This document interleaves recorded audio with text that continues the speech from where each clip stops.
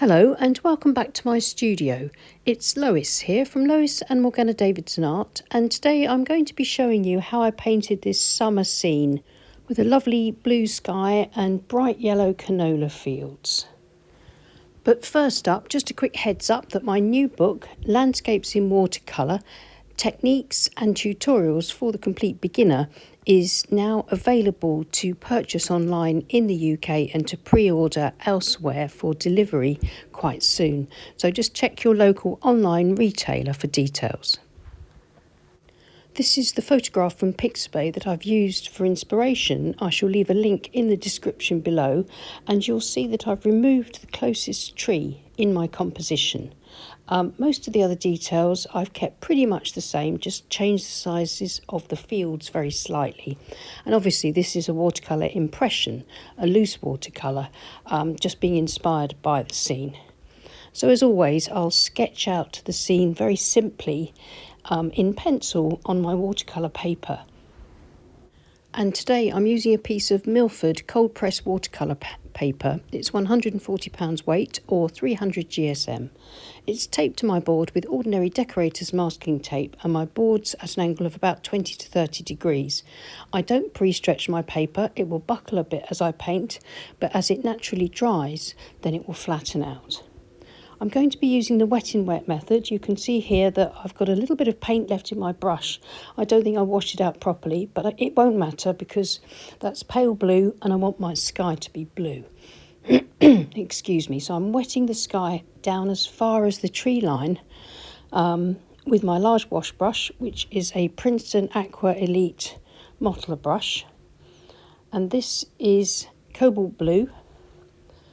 So I've put it across the top quite strong because we're painting wet in wet, so it'll lighten up as it dries. And of course the paper is wet, which will further dilute the paint. And I'm working around unpainted areas of paper in order to create some soft clouds.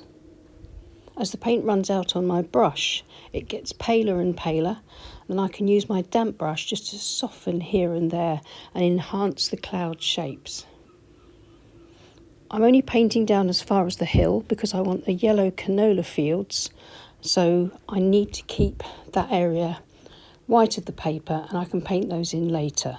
This is a piece of absorbent tissue or paper towel. I'm just dabbing off across the horizon and then using it to lift out the edges of a few more fluffy cloud shapes. Dabbing very gently because I don't want to lift out too much paint. And I'm happy with that for my sky. I'm not going to touch it again. I've mixed up a sort of a bluish green for this distant hill. Notice I'm leaving a strip of unpainted paper between this green and the sky. That's where I shall put my yellow canola field later on.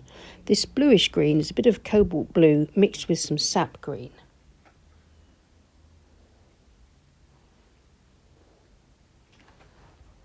And while that dries, I shall go down and paint in my canola field.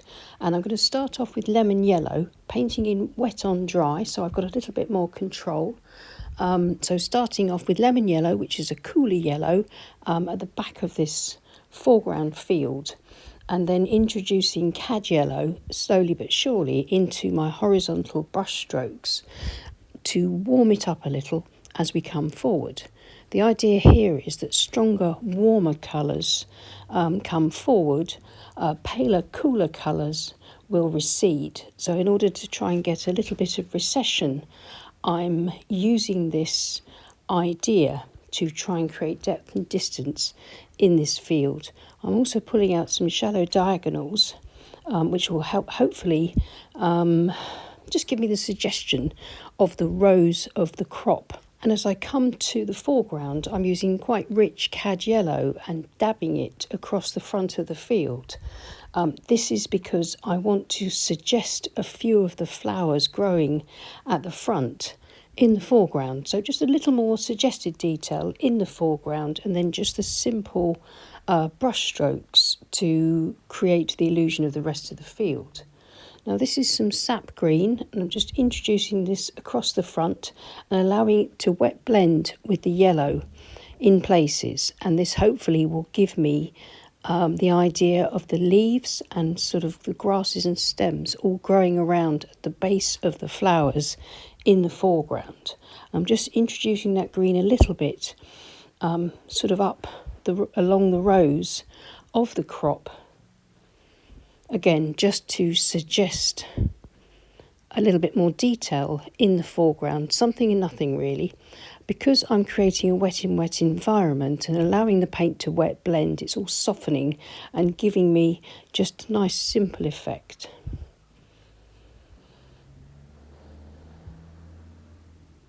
So I've added a little bit of darker green by adding a bit of perylene green into it as well.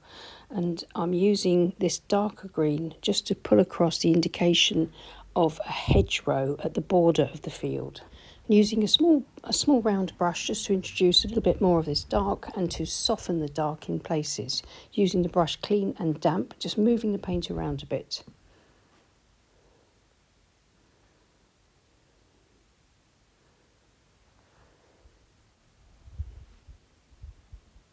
And as I soften and blend, I've picked up a little bit of that green and the yellow on my brush, and I'm just pulling it across the back of the field just to very gently add a little bit of tone, not much. Again, softening back here and there, maybe dabbing with the brush to create some texture in the damp paint. I'm not worried about the little bits of white unpainted paper showing through the field in the foreground, because I'm going to glaze over the field later on once it's fully dry. So now I'm taking some of my cad yellow and lemon yellow and I'm putting in the canola field in the distance. This should lighten. If it looks a little bit too bright, I shall knock this back with a blue glaze later on. But I want to make sure that it's nice and bright, and this strip of canola crop on the other side of the hedge too.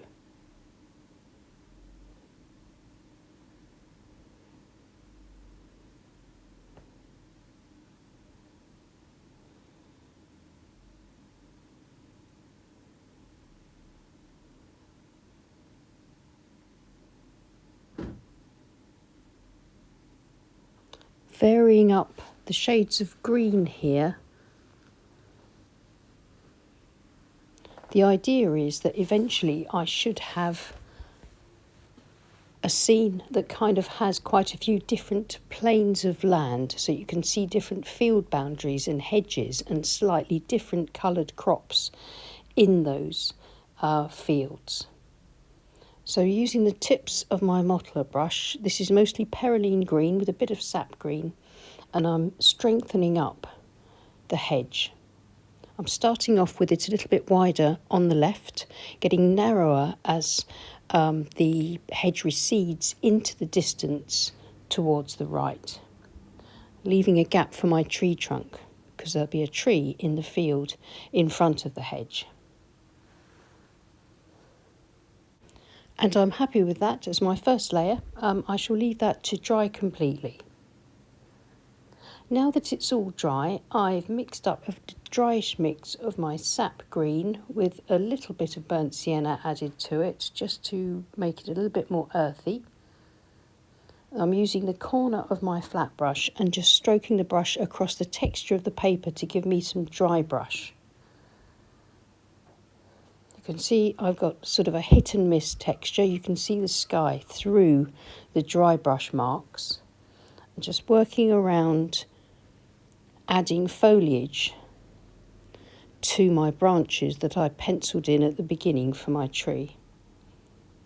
Changing up the colour, thickening up the paint in a few places, but still trying to keep that nice lacy calligraphic brushwork. This is adding some perylene green to my green to get it nice and dark. Still making sure that I don't block the whole area in. I can see the pencil lines that I drew at the beginning for my branch shapes, and I'm working around that. And while that's just settling in, I'll add some more field boundaries. This It's important to put some of those behind the foliage of the tree, so that when I paint the branches in a moment, then you will be able to see the fields behind through the gaps in the foliage.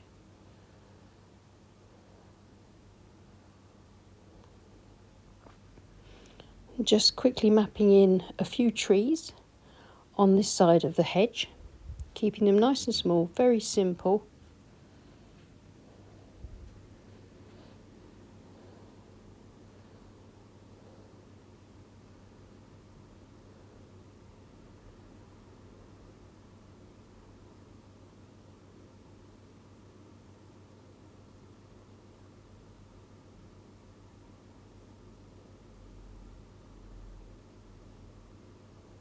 Just some very small marks across the top there, just to show some really distant trees. Taking my palette knife and scraping through the rich paint just to reveal a few sort of high lit trunks. Not much, just a little detail. Now zooming you in, I'll show you how I paint the tree. This is a small calligraphy brush. Any small brush with a good point will do. Whatever brush you prefer and are happiest using and have the most control over. I hope you can see that all I'm doing is simply going over my pencil mark, and I'm linking the canopies that I just painted to the tree trunk and the branches. And now that I'm putting these in, you can see that the illusion is starting to come together, especially of the fields and hills behind that tree.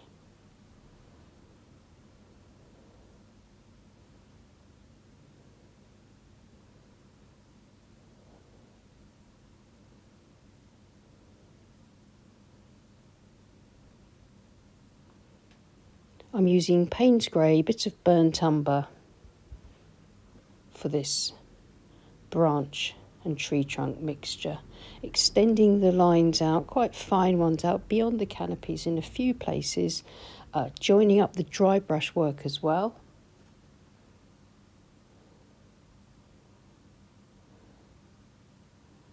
Taking my time for this, there's no rush for painting something like this. This tree is my main point of interest.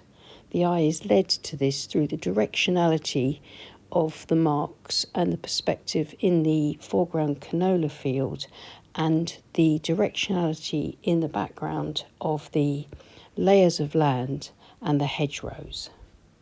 So I want to make sure that my tree stands out. Just dropping a few little darker marks into those trees there, and because the paint is still damp, they'll softly diffuse and just give me some slightly darker trunks. And just a tiny sort of suggestion of shadow on the crop in the distance.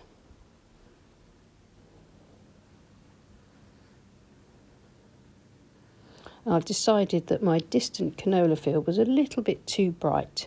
I want cool colours to recede and give me aerial perspective, so I'm just glazing over that bright yellow with a very pale wash of cobalt blue, and that's just knocked it back a bit whilst keeping it still bright and fresh. And now I'm glazing with cad yellow, a very watery mixture across the dry canola field, and that's just bringing it all together. Because of the transparent nature of watercolour, a thin glaze over a bone-dry painting can really bring it to life. And now glazing over this field in the middle ground because it dried back too pale. But this now brings it back really nicely and helps it to stand out really well. And then finally, a few lighter highlights scraped through the dark, rich paint that's still just damp in my canopies. And this just adds a little bit of variation and complexity to the tree branches.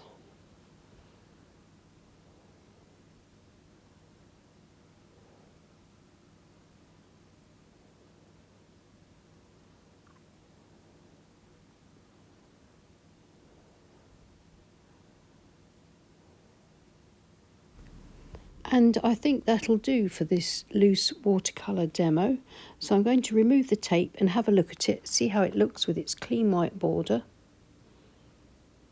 This helps us to see it with fresh eyes and see whether we need to make any adjustments to it. And helps it to look more finished, of course. And I'm pleased with the way it's turned out. I think it captured that lovely, fresh, bright summer weather with the sort of nice sort of feathery clouds in the sky. And the nice sort of rich, varied greens really work well, and the deep shadows in the hedgerows helps to, or contrasts really well with the canola crop and makes that stand out nicely. So I hope you found that helpful. I hope you'll maybe try some similar techniques in your own painting. Let me know what you think in the comments below. And if you enjoyed the video or found it helpful, then please give us a thumbs up. And if you haven't already subscribed to our channel, please consider doing so. It's free to do and it really helps us with our reach here on YouTube. And of course, thank you so much to everybody that supports the channel on Patreon. We really do appreciate each and every one of you. I'll see you again soon. Take care and happy painting. Bye.